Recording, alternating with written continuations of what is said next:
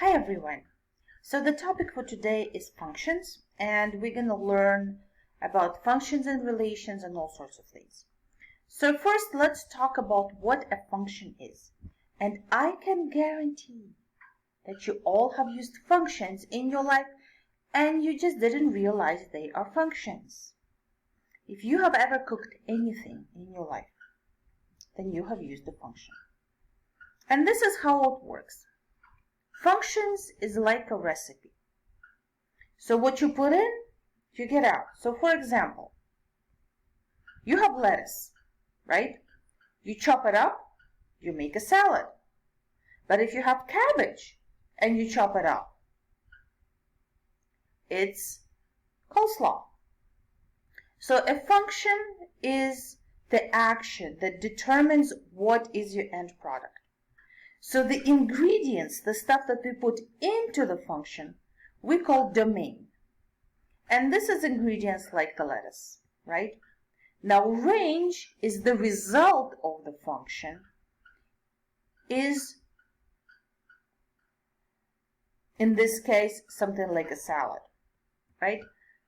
So domain, that is the ingredients that we put in, is called independent variable because the result, what we put in, doesn't really depend on anything except us, right? Now the result actually depends on what we put in, right? Because if we put in lettuce, it's green salad. If we put in cabbage, it's coleslaw, right? So the ingredients are the independent variable, and typically in mathematical functions we call them x, right? And the range is the dependent variable because it's the result of the action, right? And that is usually called y. So here's my example, right? On this side, on the left side, I have the ingredients. That's the independent variable,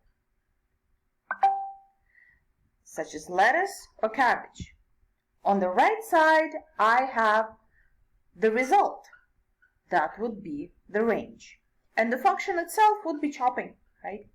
So the range is the dependent variable.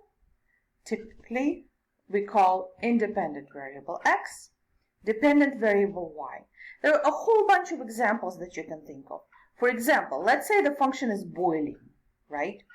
And you can put in dry pasta. Then the end result is cooked pasta. But if you boil, say, rice, you put in dry rice, you get out cooked rice. So you get the idea. Depending on what your action is, right, it determines what you get. But it's not also only the action that determines it, but also what you put in, right? So in the independent variables is what you put in. Dependent variables is what you get out. So what I want you to do next is I want you to go into Nearpod and do the activity where I want you to